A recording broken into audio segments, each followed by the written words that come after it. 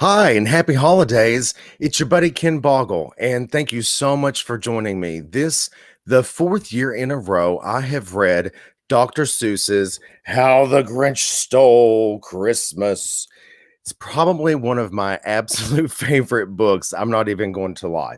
Now, normally, what I would do is I would be partnering with a local business, and we would do this as a public event and a donation for, as a toy drive for Toys for Tots.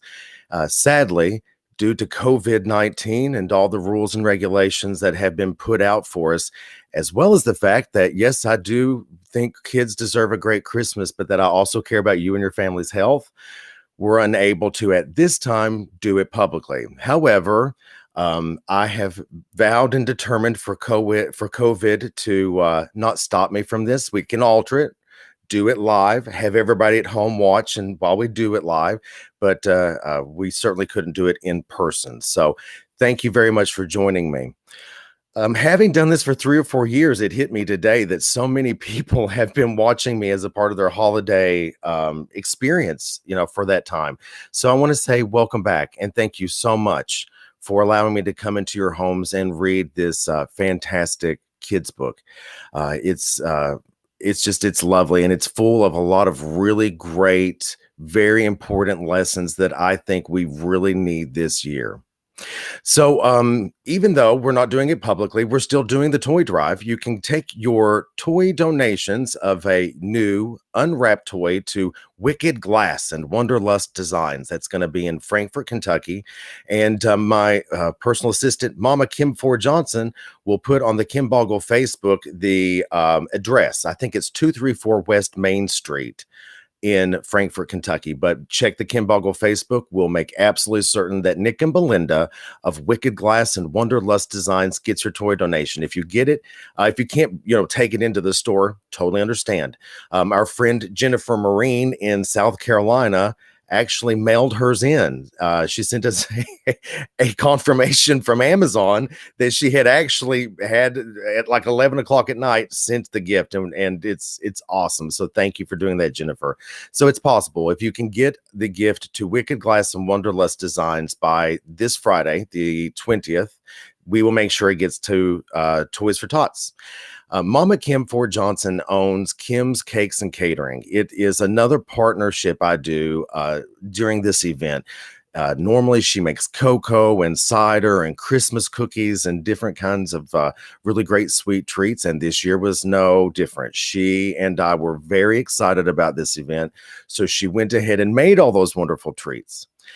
In typical Ken Boggle fashion, we've decided that they will not be thrown away. Instead, Mama Kim at Kim's Cakes and Catering in Frankfort decided that they would in a COVID conscious way, package up some wonderful, great Christmas treats. And you will be receiving one of these treats anytime you make a purchase at Wicked Glass and Wonderlust Designs while supplies last.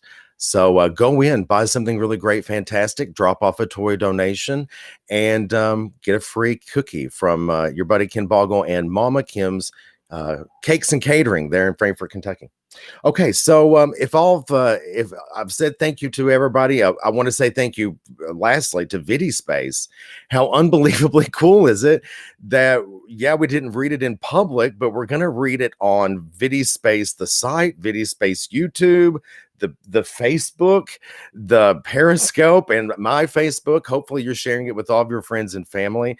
It's just unbelievable. Thank you, Elizabeth, and everybody at VidiSpace who's made this possible for me, especially my good friend Charlize. Thank you very much, my dear.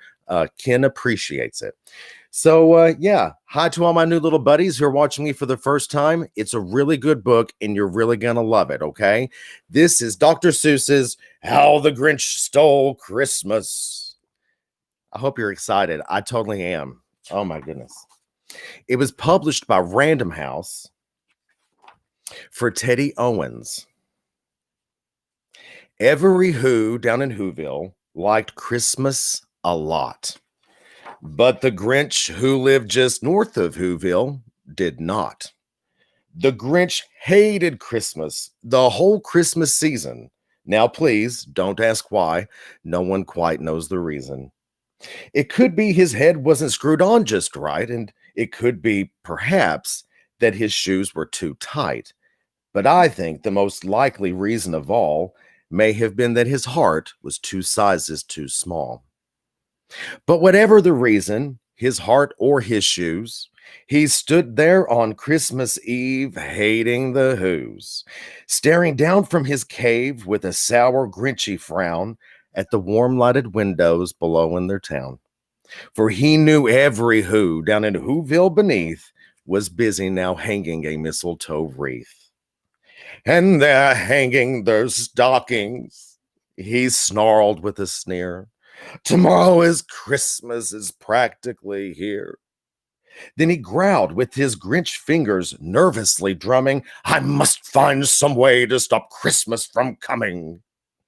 For tomorrow he knew all the Who girls and boys would wake bright and early and they'd rush for their toys. And then, oh, the noise. Oh, the noise, noise, noise, noise. That's the one thing he hated was the noise, noise, noise, noise. And then the Who's, young and old, would sit down to a feast. And they'd feast and they'd feast and they'd feast, feast, feast. They'd feast on Who pudding and rare Who roast beast, which was something the Grinch couldn't stand in the least. And then they'd do something he liked least of all. Every Who down in Whoville, the tall and the small, would stand close together with Christmas bells ringing. They'd stand hand in hand and the Who's would start singing. And they'd sing and they'd sing and they'd sing, sing, sing. And the more the Grinch thought of this Who Christmas sing, the more the Grinch thought, I must stop this whole thing. Why, for 53 years I've put up with it now. I must stop Christmas from coming, but how? Then he got an idea. An awful idea. Why, that Grinch got a wonderful, awful idea. I know just what to do. The Grinch laughed in his throat, and he made a quick Santa Claus hat and a coat. He chuckled and clucked, what a great Grinchy trick. Why, with this hat and this coat, I look just like Saint Nick. All I need is a reindeer. And the Grinch looked around, but since reindeer are scarce, there were none to be found. But did that stop the old Grinch? Nope. The Grinch simply said, if I can't find a reindeer, I'll make one instead. So he called his dog Max and he took some red thread and he tied a big horn to the top of his head. Then he loaded some bags and old empty sacks on a ramshackle sleigh. He hitched up old Max. The Grinch said, get up, and the sleigh started down toward the homes where the Who's lay a snooze in their town. All their windows were dark, quiet snow filled the air. All the Who's were all dreaming sweet dreams without care when he came to the first little house on the square. This is stop one, the old Grinchy Claus hissed, and he climbed to the roof, empty bags in his fist. Then he slid down the chimney, a rather tight pinch, but if Santa could do it, then so could the Grinch. He only got stuck for a moment or two, then he poked his head out of the fireplace flue, where the little Who stockings all hung in a row. These stockings, grinned the Grinch, are the first things to go. Then he slithered and slunk with a smile most unpleasant around the whole room, and he took every present. Pop guns and bicycles, roller skates and drums, checkerboards, tricycles, popcorn, and plums. And he stuffed them in bags. Then the Grinch, very nimbly, stuffed all the bags, one by one, up the chimney. Then he slunk to the icebox. He took the Who's feast. He took the Who pudding. He took the roast beast. He cleaned out that icebox as quick as a flash, while that Grinch, he even took their last can of Who hash. Then he stuffed all the food up the chimney with glee. And now, grinned the Grinch, I'll shove up that tree. And he grabbed the tree and he started to shove when he heard the small sound like the coo of a dove. He turned around fast and he saw a small Who. It was Cindy Lou who was not more than 2.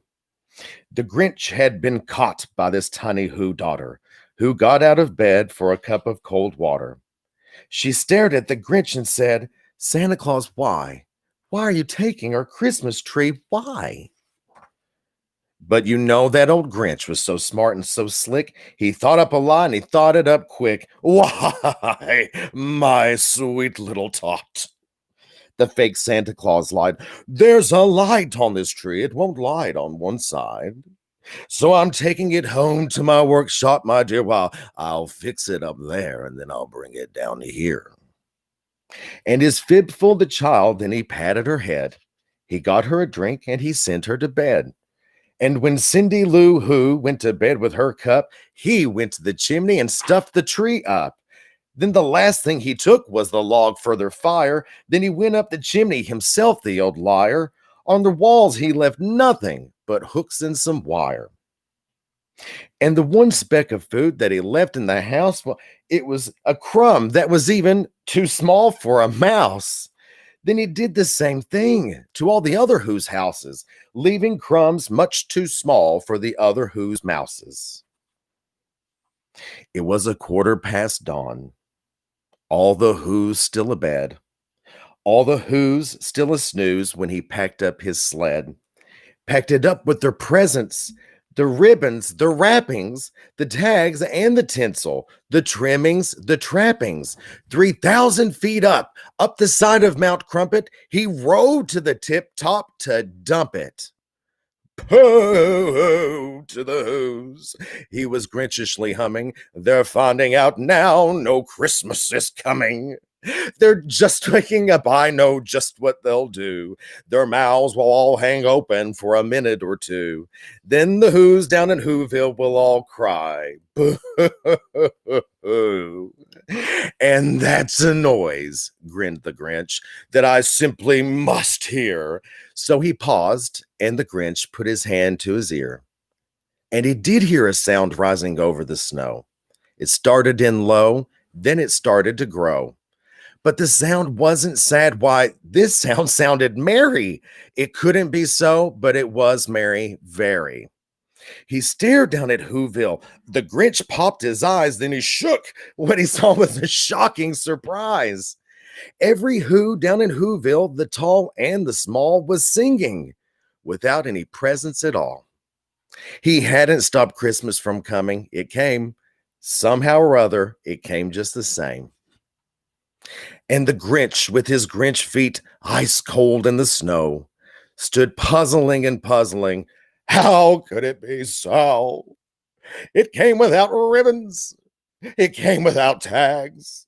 It came without packages, boxes, or bags.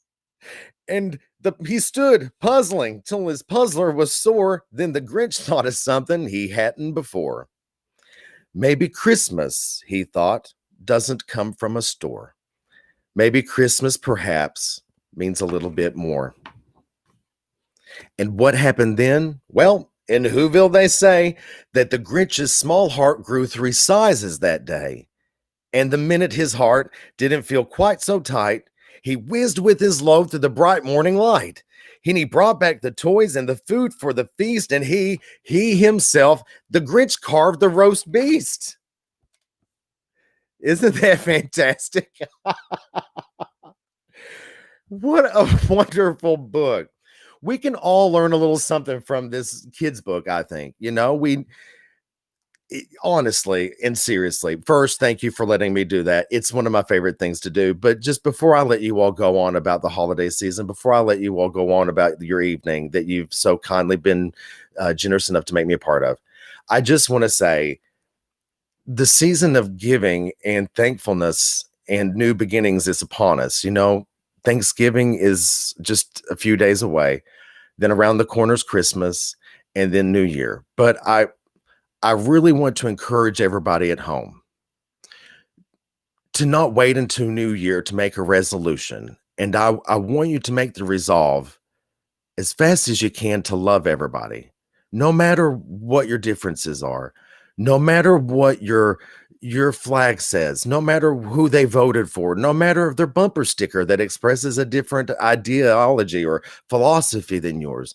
The time for differences has come and it has passed. The time for peace and harmony is right now.